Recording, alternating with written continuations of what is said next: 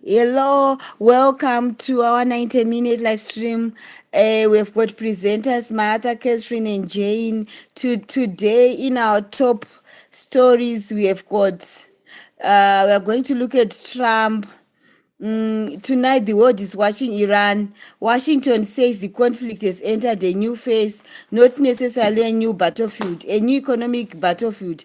President Donald Trump is threatening unprecedented economic pressure on Tehran. His vice president says economic pressure is now America's most effective tool, but Iran says Washington's strategy will fall.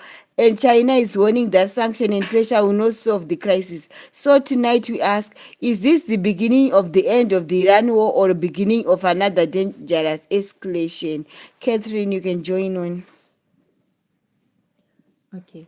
And there is another question. What happens if Iran continues to disrupt one of the world's important energy routes? Oil prices are rising, shipping is under pressure, and the consequences could reach thousands of countries of miles away from the Middle East. We will explain why the story matters. Even if you don't live anywhere near Iran, you can never know what impacts you. Jane, join us, Jane. Jane.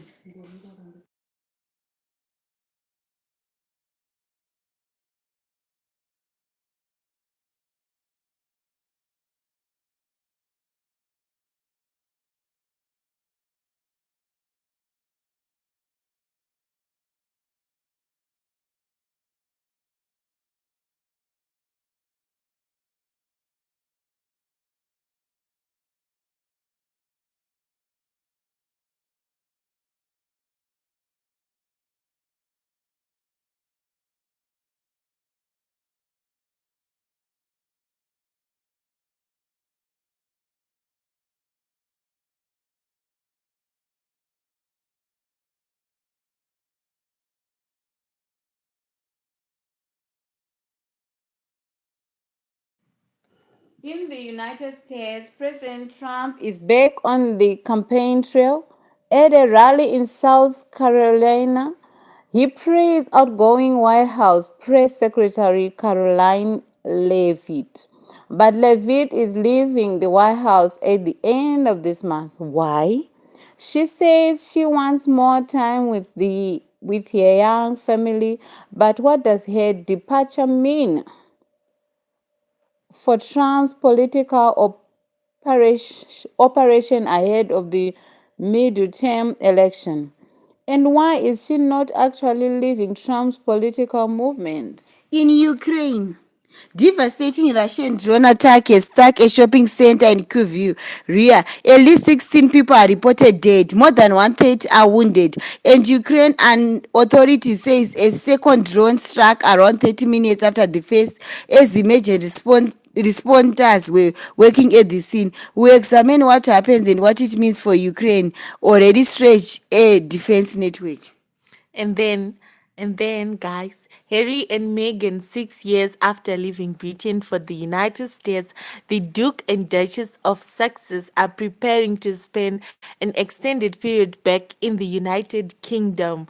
Guys, this we always would never last, but they are not returning as working royals. So why now? What about security? What about the children? What about the royal family? And is Meghan's reported return to acting part of the reason?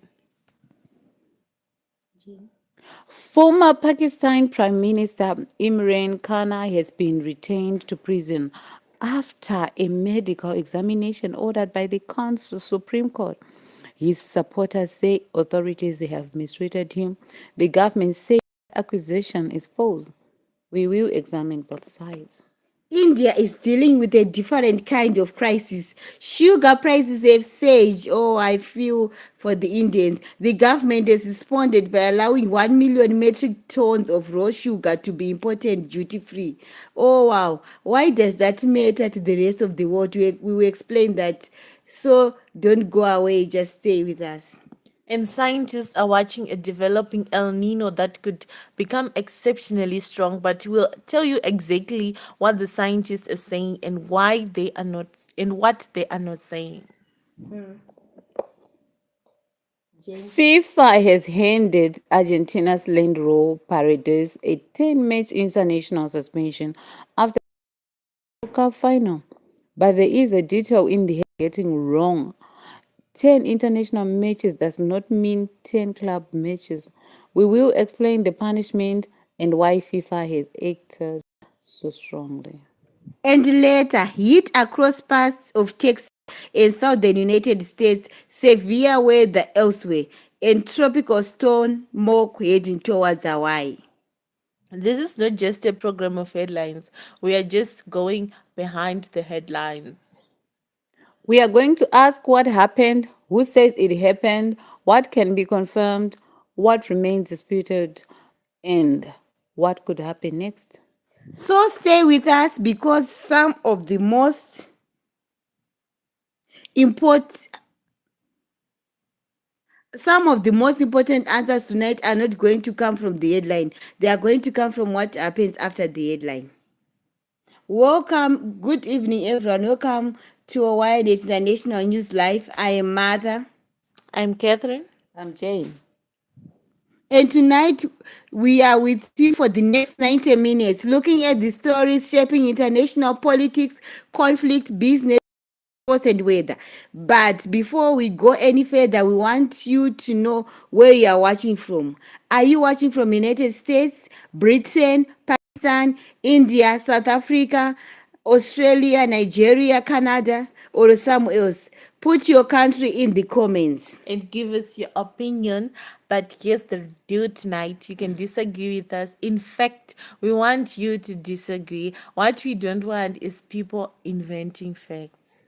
Exactly. You can say, I think Trump is right. You can say, I think Trump is wrong. You can say, I support Iran. You can say, I support Israel. You can say, I think Harry and Meghan should stay in America. You can say the opposites. That is opinion. What we cannot do is take an unverified claim and present it as fact simply because we think the story, simply because we like the story. And that's going to be one of the themes of tonight's program. Fact first, analysis second. Opinion clearly identified as opinion. And if you are enjoying the discussion, please hit the like button, subscribe to the channel, and share the live stream. We are going to be returning to the Iran story several times tonight. So if that's the story you are interested in, don't go and Let's begin with Washington. What's happening in Washington? President Donald Trump is in South Carolina. He's campaigning. He's speaking to Republican voters and he's making clear that he intends to remain deeply involved in Republican of the midterm election. But tonight there is another story coming out of that rally. Caroline Leavitt. Catherine, give us basic facts first. the basic facts are board.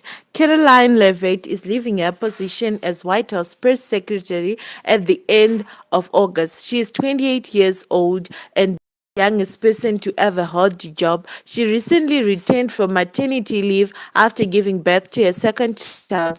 She has said the decision to leave is about spending more time with her young family and use the important politically. She isn't disappearing from Trump's political world. She's expected to remain involved as an outsider advisor and the Republican political voice, and she has announced that she will rejoin the pro-Trump political fundraising organization. Jane? So when somebody sees the headline Caroline Leavitt leaves Trump administration, they could easily assume she's leaving Trump, but that is not what is happening. Correct. Leaving the government's job, that's different from leaving political. And that distinction is really important because we've already seen people online saying Leavitt has turned against Trump. Leavitt is angry with Trump. There is a crisis inside the White House. But where is the evidence of those claims, Jane? There isn't evidence establishing them. And that is exactly the kind of thing we should push back against. Leavitt herself has given a personal explanation. She has young children. She returned to work after giving birth.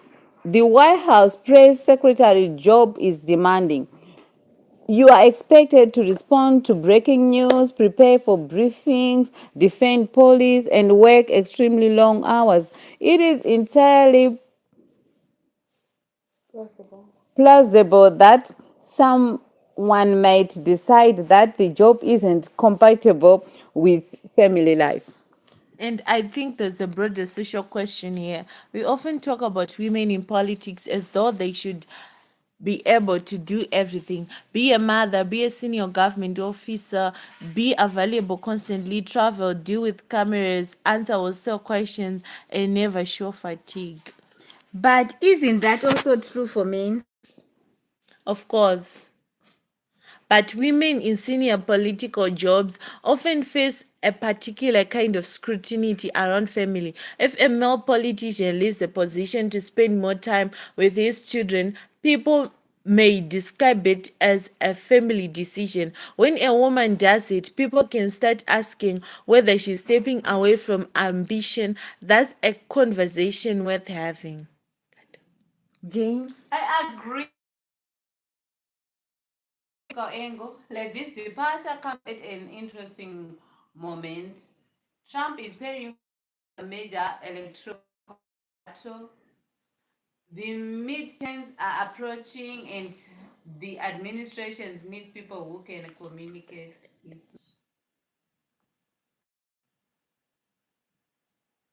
So does losing Leavitt weaken the administration? I would not jump that far. One person leaving a government position, the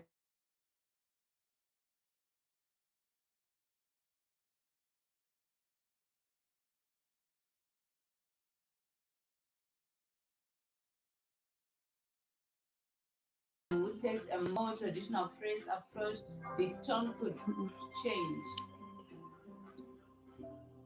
Catherine? And let's remember what Leavitt represented. She wasn't a neutral government spokesperson. She was a strong defender of Trump's political agenda. She was comfortable confronting journalists. She often spoke directly to Trump's political base. She understood the language of the MAGA movement that made her useful to the president. And some journalists criticize the approach. Yes, the Trump administration has changed the traditional relationship between the White House and the press. The Trump administration has changed the traditional relationship between the White House and the press. It has expanded access to newer digital outlets and has challenged some traditional media structures. Supporters say that gives alternative media a chance to be heard. Critics argue that it can reduce the role of established press institutions. That's a legitimate debate. And this is where I want to push back slightly. We should not assume traditional media trust is traditional, but we also could not assume a new online outlet is automatically independent simply because it calls itself independent. The question should always be, what is the evidence? Who owns the outlet? How does it correct mistakes? Does it distinguish reporting from commentary? That's a very good point, and that brings us to Trump's rally today. He's not simply talking about politics or about police. He's campaigning for the Republic Senator Darlene Graham. Did you notice? Yes, and that is politically important. Presidents often become the center figure in their party's electoral strategy. Trump is clearly trying to maintain influence over Republican candidates. He wants candidates who support his agenda. He wants voters who remain loyal to the movement, and he wants to demonstrate that his political influence hasn't disappeared. Which raises another question. What happens if Republican candidates become too dependent on Trump? Explain that. If a Republican candidate believes that Trump can bring voters to the polls, there is an incentive to align closely with him. But that can create a problem if the candidate needs to appeal to voters who do not like Trump. So the party has to balance loyalty to Trump with broader electoral cause. And that's the Republican Party's long term question. What happens to the movement after Trump? We are not there yet. No, we are not, but political parties always have to think about succession. Trump remains the dominant figure. The question is who's next, who comes next, and whether the movement can survive without him. And the midterms could give us clues. If candidates closely associated with Trump perform well, that strengthens his position. If they underperform, Republican may begin asking whether the strategy needs adjustments. Let's go back to Leavitt. There is another interesting development. She's returning to Mega in so in a sense she's leaving the outhouse but moving closer to electoral Politics. politics. That's exactly right, and that may actually give her more freedom. As a White House press secretary, she has to defend the administration's official position. As an outsider political advisor, she can be more directly involved in campaigning and fundraising. Which could make her politically influential in a different way. So perhaps this isn't an exit from politics, it's a change of political role. That's how I'd describe it based on the available information. Let's do a fact check, Martha. Caroline Leavitt is leaving Trump because of a political disagreement. Unproven. Martha. Leavitt is leaving politics. Nope, she's expected to remain involved in Trump's political movement. Leavitt is leaving because she wants to spend more time with her children. That is the reason she is publicly given. And is there a successor yet? Nope, no successor has been publicly named at this point. Good. That's the kind of distinction we want throughout tonight. Let's see audience reaction. Tell us in the comments below. I'm seeing others saying she wants to be a housewife. So keep on writing your comments in the section below.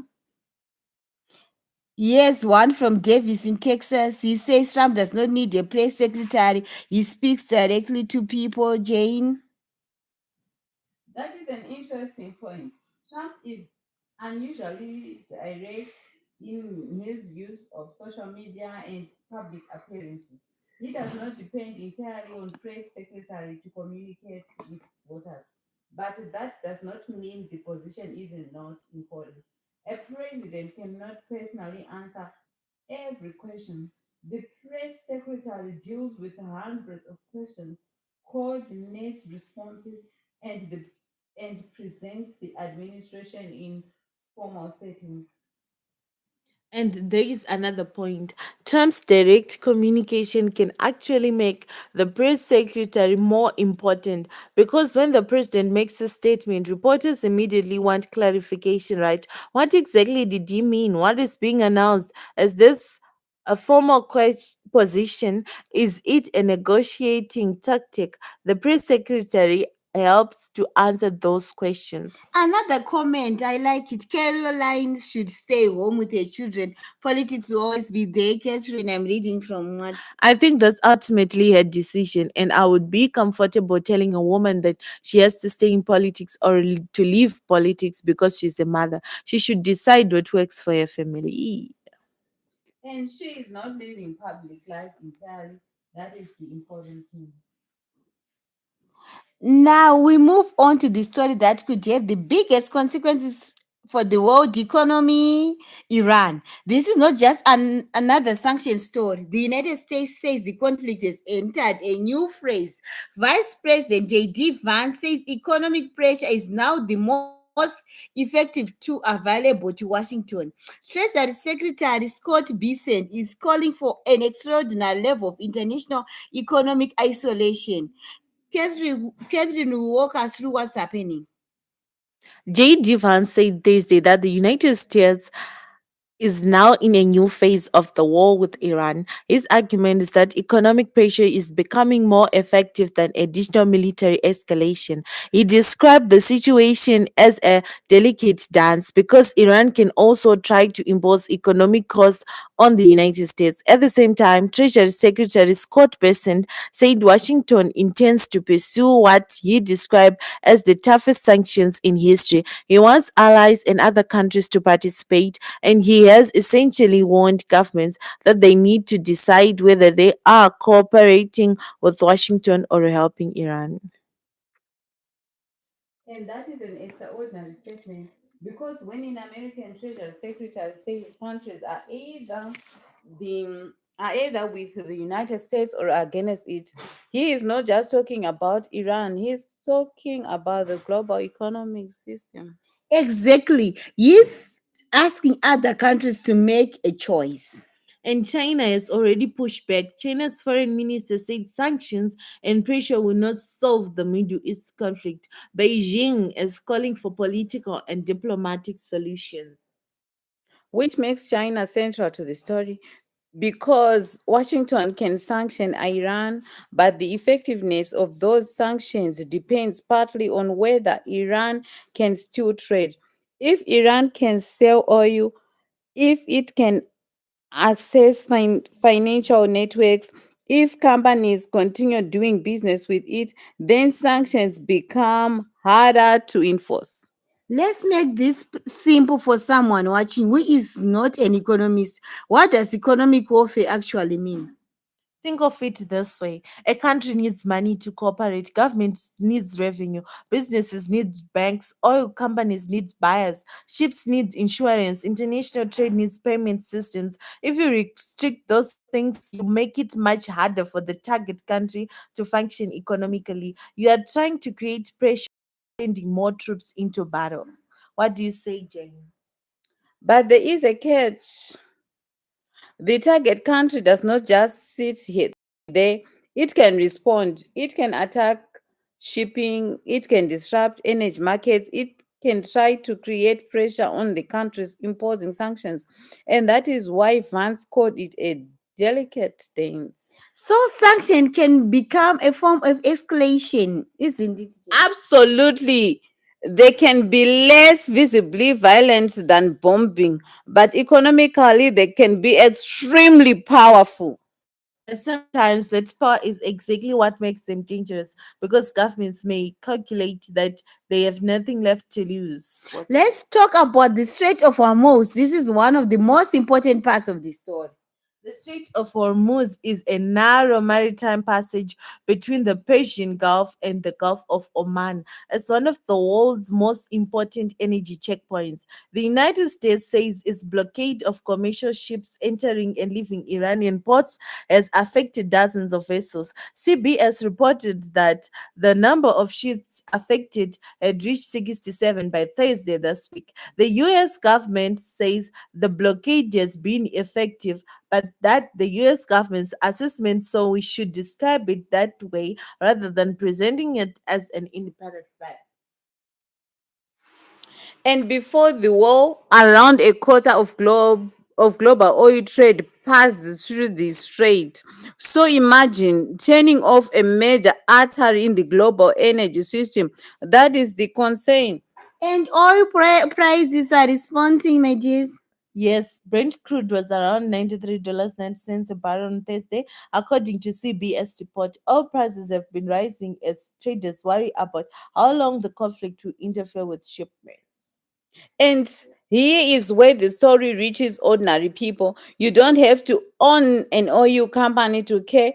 Oil affects transport, transport affects food, food affects household budgets. Higher fuel prices can increase the cost of delivering goods. It can affect airlines, it can affect factories, it can affect inflation, almost everything. It's affected. But I'm seeing it's actually affecting fuel prices and everything. So someone watching in Africa could ask, why should I care about Iran? Because you are living in the global economy. If oil becomes more expensive, countries that import fuel can feel it, and many developing economies are partly vulnerable. There's another issue. If oil becomes expensive enough, governments can face pressure to subsidize fuel, but subsidies cost money. Come on, that can put pressure on national budgets. And then there is food. Exactly. Imagine a truck delivering maize, wheat, or vegetables. That truck uses fuel. If fuel becomes much more expensive, transport costs increase. That doesn't mean the price of bread automatically doubles because of Iran, but it creates upward pressure.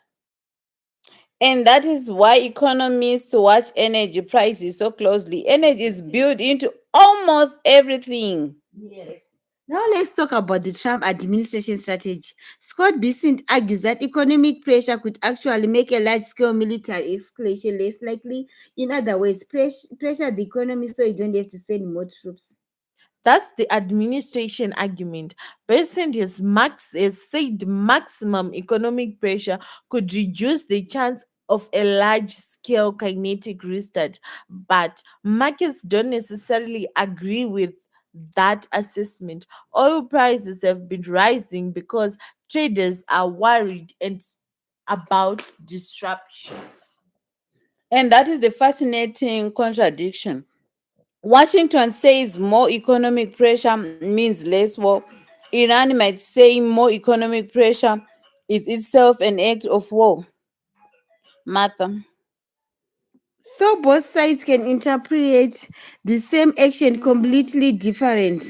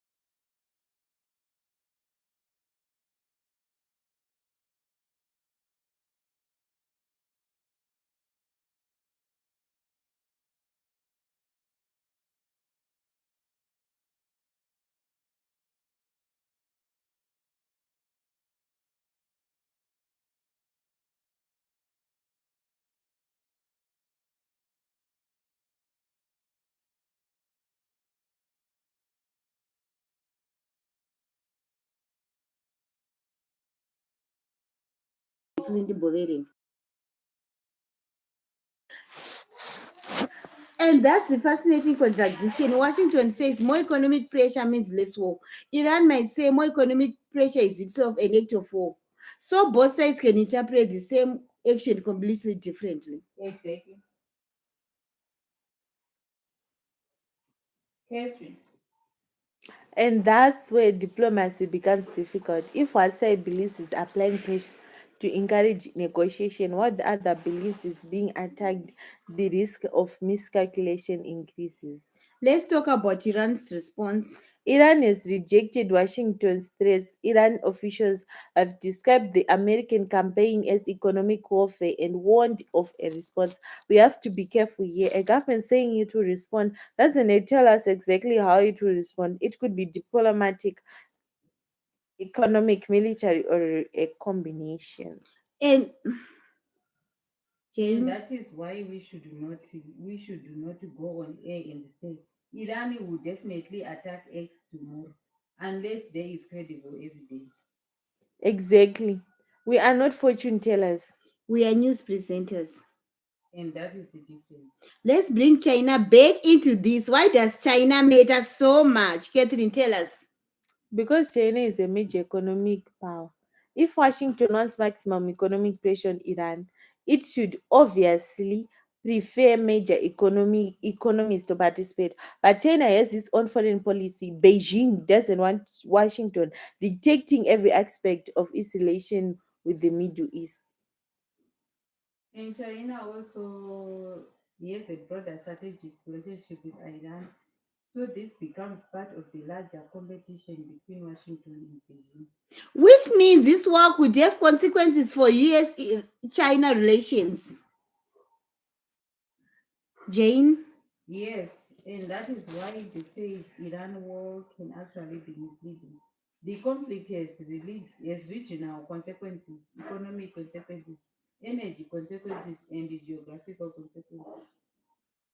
And look at the timing. Shipping is expected to visit Washington in September. Iran almost certainly be part of strategic conversation. So we have an American president trying to pressure Iran. China saying pressure won't work. Oil markets rising, shipping disrupted, and diplomats becoming increasingly complicated. That is the picture. Let's slow this down a bit. Iran is about to collapse. Catherine, do you believe that? Not established. America is about to launch another major ground invasion. Jane, do you agree with me? Established. The war is definitely ending because sanctions are Not working. established. The war is definitely getting bigger, Jane. The war is definitely getting big. What we can say is that Washington is intensifying economic pressure and that Iran is resisting it. And oil prices are responding to uncertainty. Catherine, Correct. that's what responsible reporting sounds like. Not we know what happens tomorrow, but here is what we know. We are halfway through our program. If you're just joining us, we welcome you. Tonight, we looked at Trump, Caroline, Leavitt, and the White House so far. We have spent considerable time on Iran conflict, and we still have Ukraine, Harry and Meghan, the royals, Pakistan, India, Elino, FIFA, and we are going to explore what's happening in FIFA concerning Argentina ban and the US weather report coming up. Mm. If you have just joined, hit the like button, and if you haven't subscribed yet, subscribe now. And leave us a comment. Do you believe economic pressures can end the Iran war, or does economic warfare simply create another form of acceleration? We will read some of your answers later. Now let's turn to Ukraine. We'll be looking at Ukraine war, drone war, and Patriot missiles. At least 16 people have been killed, I'm so sorry, in a Russian drone attack on a shopping center in Kryvyi Rih. More than 130 people are wounded. Among the wounded were children. It's so terrible. Catherine, this is a devastating story. It is, may their soul rest in peace. And the details are particularly disturbing. Ukrainian authorities say a Russian drone struck the shopping center. Then, around 30 minutes later, another drone hit the area while emergency responders were working. Authorities say 22 children were among the wounded. At least 29 people were in serious condition, according to the regional governor, and several people were still reported missing as rescuers in searched the rubble. And we should pause here because when we talk about 15 killed and 130 injured, those numbers can sound abstract. But this war, but this was a shopping center. People were going about their ordinary lives. Someone may have been buying food, someone may have been meeting a friend, a family may have been together. Then suddenly there is an explosion. Terrible. And that is the reality of this war. Yes, the war is not only fought at the front.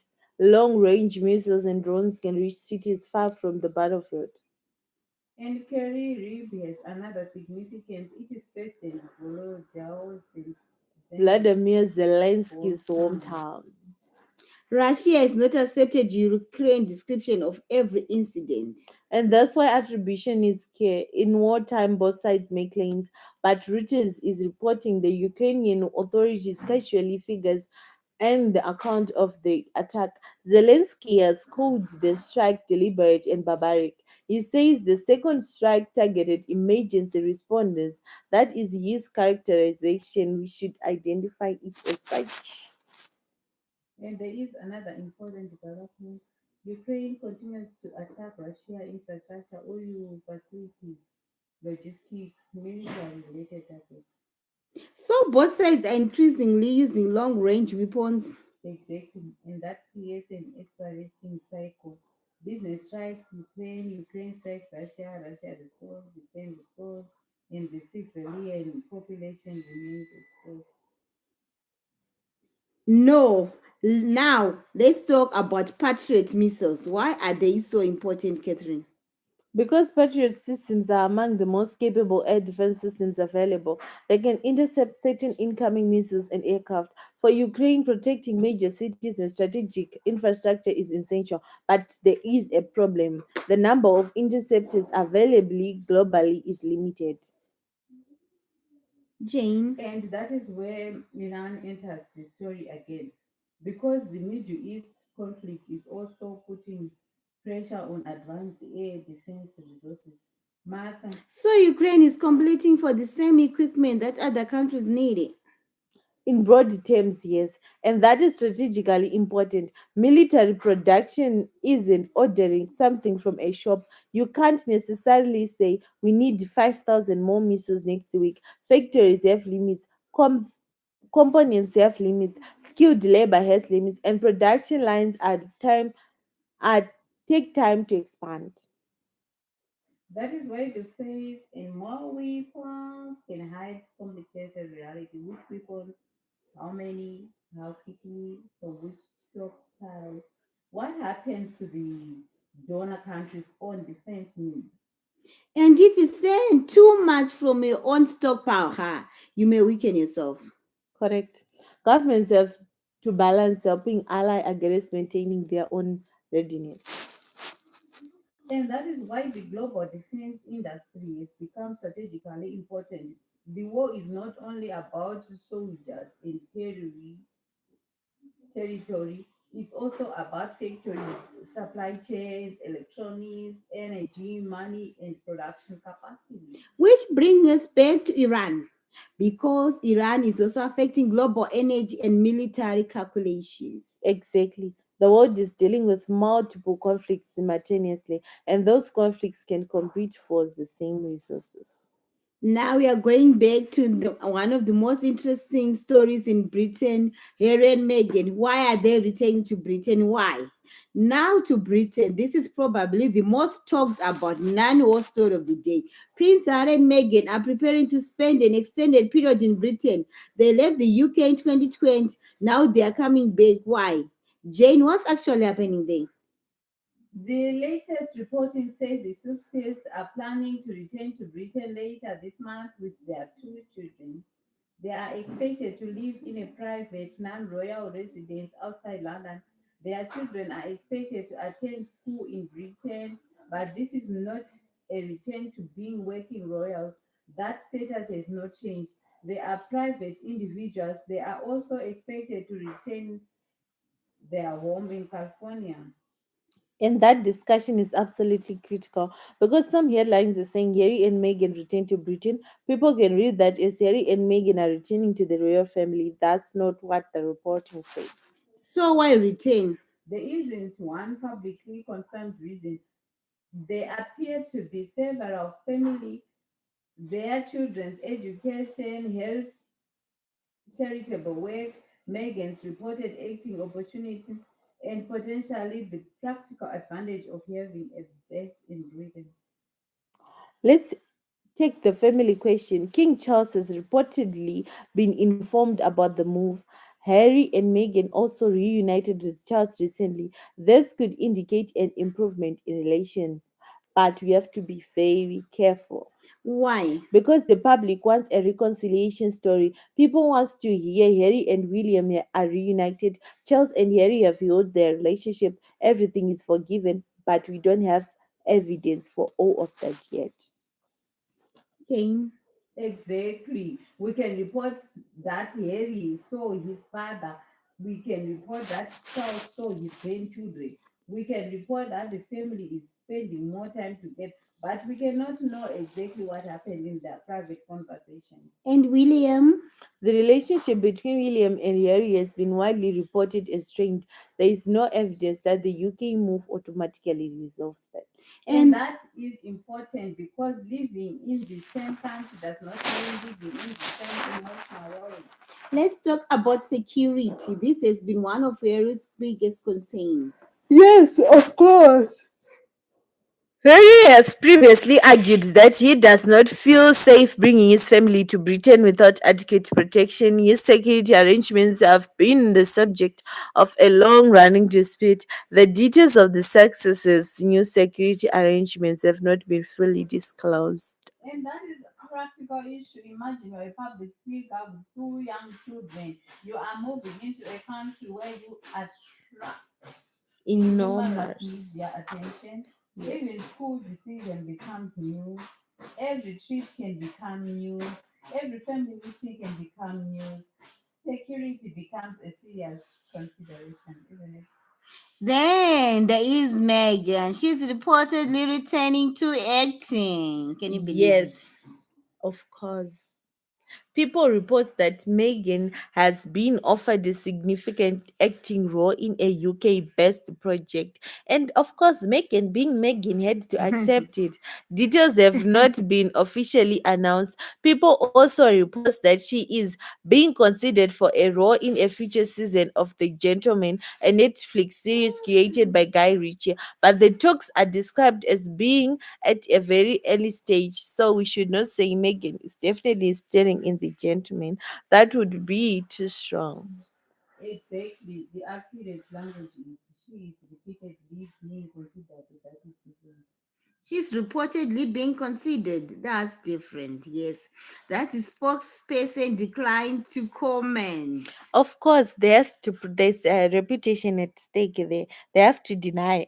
But anyways, yes, and didn't deny the project again. That doesn't mean confirmation. Jane. This is a perfect example of how celebrity stories grow. Someone reports a possible project, another publication repeats it, a headline changes into string. Then social media says confirmed by the fifth version. The original publication is disappeared.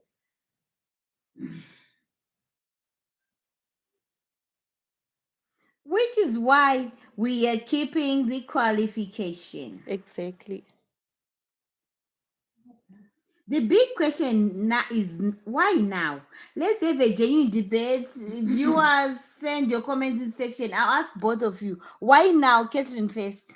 I think it's a combination of two factors. The family relationship may be improving, their children are getting older, they may want the children to have a connection with Britain. Harry has ongoing links to Britain through his charitable works, and Meghan has a potential professional opportunity here.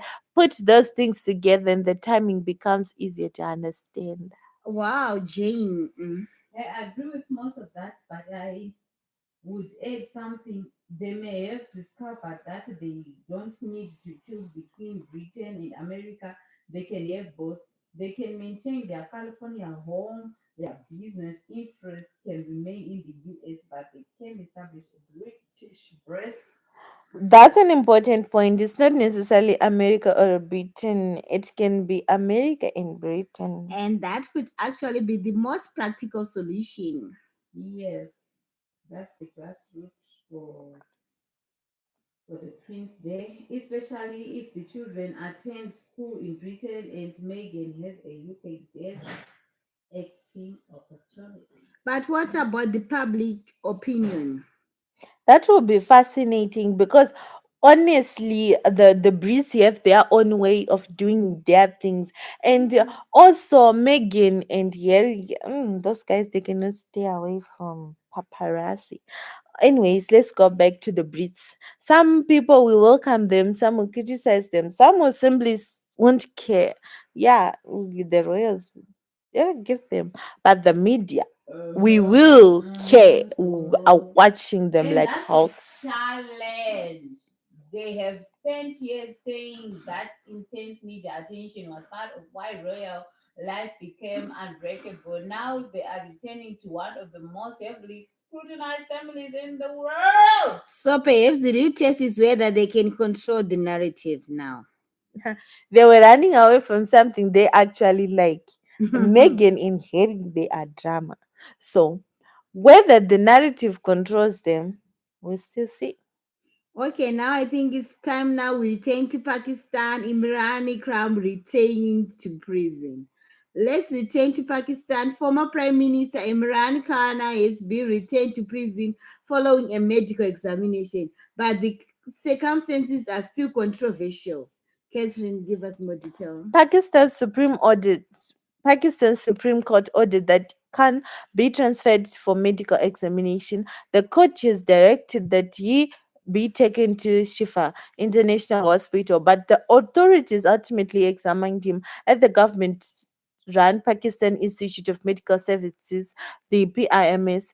Doctors from Shifa were involved in the examination. The government says the venue was changed because of security concerns. After the examination, authorities said Khan medically fit and returned him to Adiala prison around 5 a.m. Jane. And that is where the controversy begins. Khan's party says the Supreme Court order was clear. They wanted the examination place at Shifa. The government says the security situation made that impractical. So both sides say the following. Exactly. That's why this story is more about medical examination.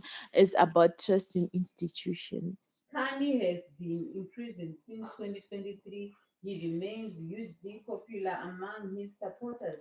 His party says he has been politically targeted. The government says he is a prisoner serving court imports. And the Supreme Court also ordered family access. Yes. The court ordered weekly family meetings and telephone contact with his sons. There has been several the months of restrictions of family access. His sister Noreen Niaz was able to meet him earlier this week after the court's intervention. But the government says Kanye has actually had hundreds of approved visits since his imprisonment. It says he has had access to family, lawyers, doctors, and other approved visitors. So again, we have two competing accounts. And that is why this story needs careful reporting. We shouldn't simply say Pakistan is denying Khan medical care. No, that is an allegation. Correct. And then provide the evidence available from both sides. That's journalism. We should say Khan's family and partly allege inadequate medical care while government rejects those allegations. And now let's move to sugar prices. Sugar shock in India. Now, India, sugar prices risen nearly 40% in 2 months, and the government has authorized duty free imports of 1 million metric tons of raw sugar. Jane, what do you think about it? This is significant because India is one of the world's biggest sugar producers and consumers. The government wants more sugar in the domestic market. The import the imports are allowed until October 31, and this is India's first sugar import move in almost a decade. Which shows you how unusual the situation is. India normally produces enormous quantities of sugar, but production is falling, domestic prices have climbed, and the festival season is approaching. That means demand could increase. So the government is trying to act before the situation becomes worse. Exactly. It is a classic supply and demand problem. If supply falls while demand remains strong, price rises. If government can either wait for prices to adjust or increase supply, it has chosen to increase supply. And the global market reacted. Sugar futures in London and New York rose around 4% after the announcement. Why would prices rise globally when India is importing sugar? Because India is such a large market, if India suddenly needs to buy large quantities of sugar, international buyers know there is going to be more competition for supplies. And that's another example of globalization. A decision made in the New Delhi can affect commodity prices in London and New York.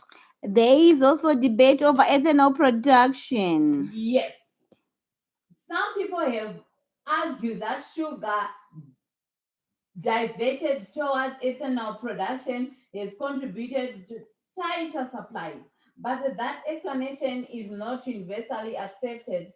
So I would not tell viewers ethanol causes the sugar crisis. That is too simplistic. Again, what do we know? We know prices have surged. We know production is down. We know the government has authorized imports. The exact contribution of the different factors is still debated. Eleanor, what scientists are actually saying? Now let's talk about El Nino. And this is another story where the wording matters. NOAA says El Nino is strengthening. It gives a greater than 90% chance of a very strong event during the northern hemisphere fall and winter of 26 to 27. NOAA also says there is a 69% of an event during October to December that would exceed the strength of previous El Nino events back to 1950. But that does not mean the strongest El Nino ever is happening. Correct. It means scientists are focusing strong possibility of a historically strong event based on the measurement criteria they are using. And that distinction is incredibly important. Forecasting is not the same as observing. Scientists are saying, based on current conditions, this is what we expect. They are not saying we have already broken the record. And what can El Nino actually do? It changes atmospheric and oceanic patterns that can affect rainfall, temperature, storm patterns, agriculture, and food production. But the effects vary by region. Exactly, you can say El Nino means the whole world will be hotter. That's too simplistic. Different regions experience different consequences. Absolutely. So this is something to watch rather than something to panic about.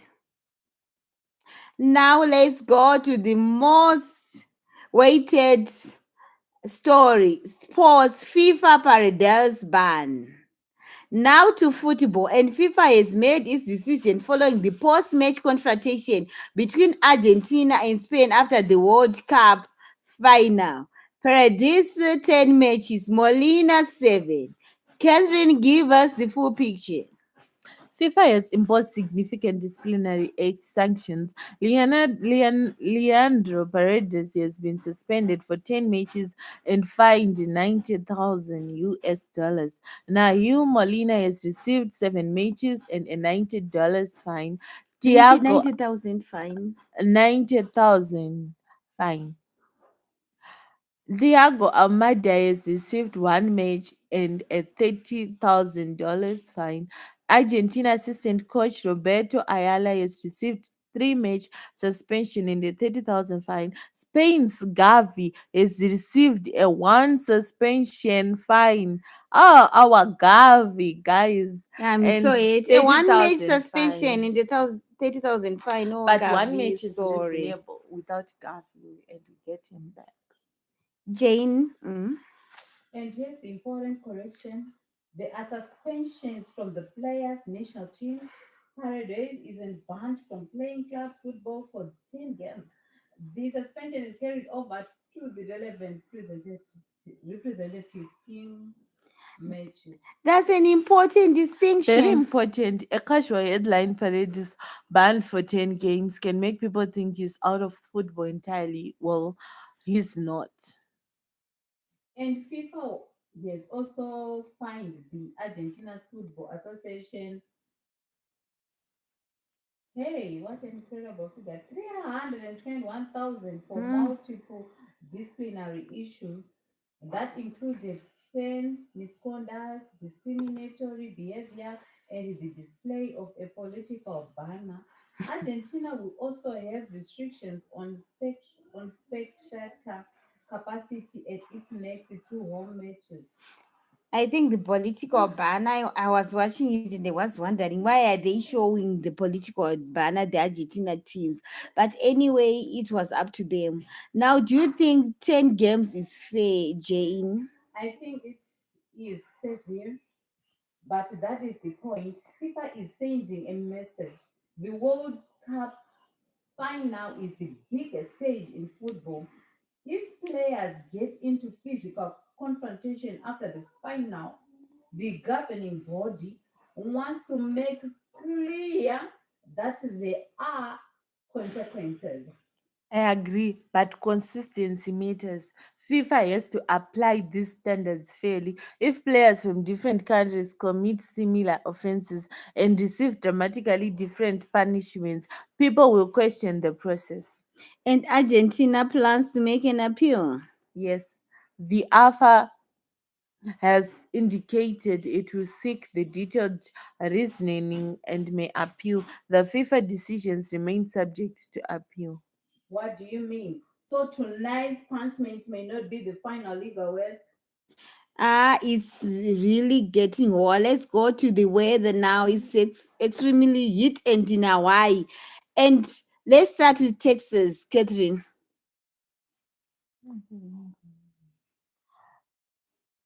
Part of Texas are experiencing dangerous heat.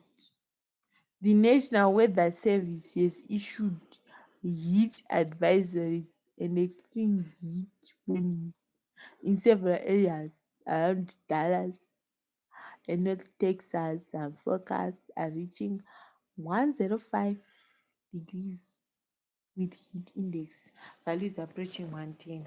Jane. Houston is also dealing with significant heat. Some areas are expected to reach around 100 to 103 degrees with heat indexes above 107 degrees. Martha, And this isn't simply uncomfortable with. Extremely, it can be dangerous. Absolutely. People are working outside are at risk. Older people are vulnerable. Children can be vulnerable. People without air conditioning can be particularly exposed. And it can become dangerous even when temperatures aren't recording, if you mean it is high. now Hawaii. Tropical storm Mark has formed in the Pacific. It is expected to bring heavy rain and strong winds, particularly to big islands.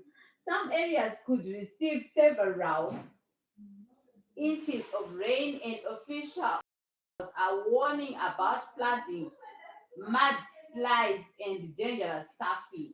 And Hawaii is already recovering from the hurricane Lala.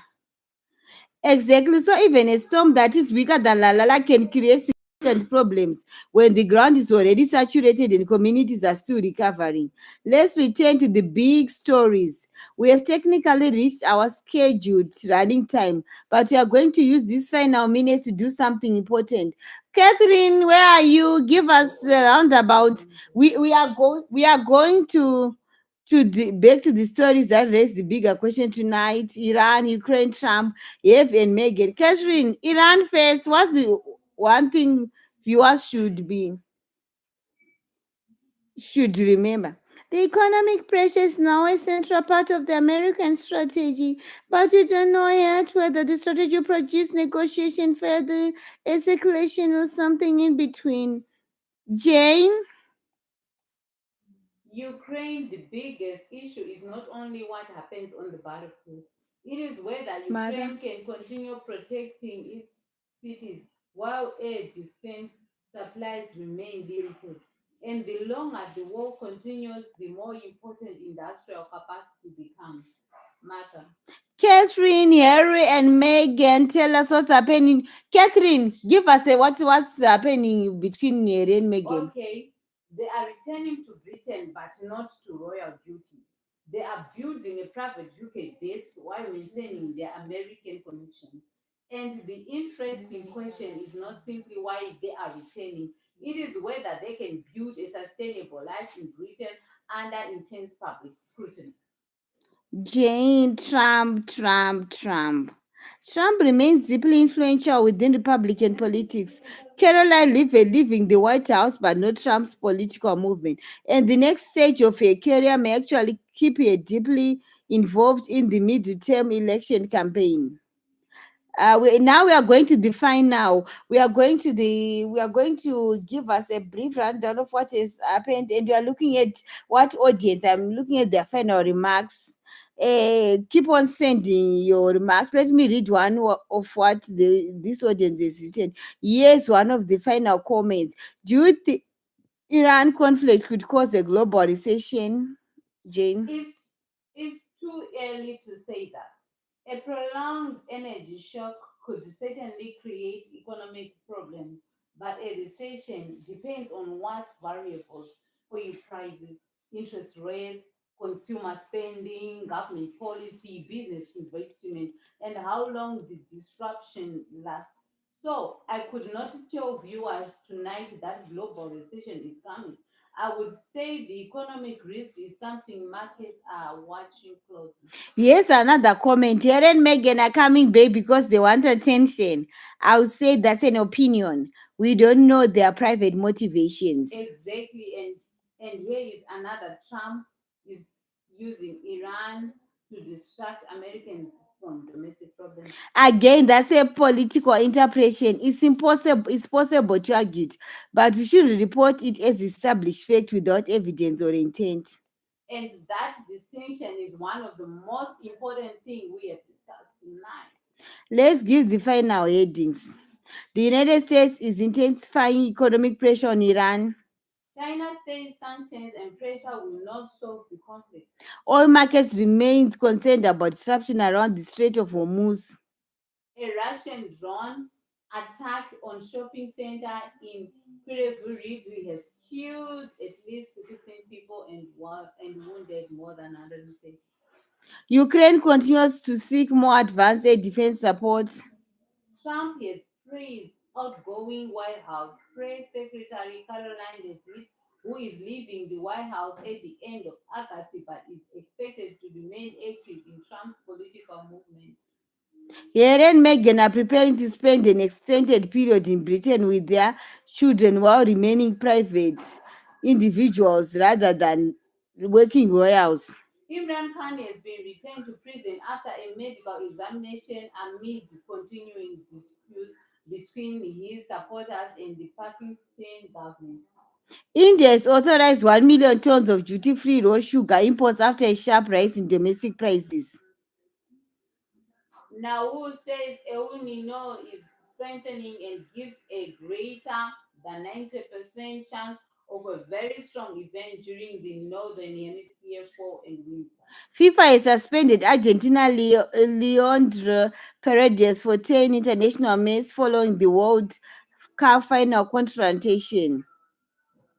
What's that? And dangerous heat continues across parts of Texas and the southern United States while Hawaii prepares for tropical storm Mogo.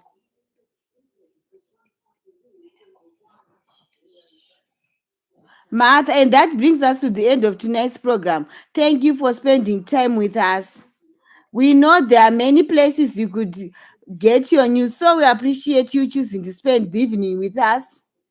And remember one thing, you don't have to agree with us, you don't have to agree with the people we interview, you don't have to agree with governments, but you don't have to agree with political parties. But before you believe in something, ask, how do we know, Matt? Who reported it? Catherine. Has it been independently confirmed? Is it a fact, an allegation, or a prediction, or an opinion? And if you enjoyed tonight's program, please like the live stream, subscribe to the channel,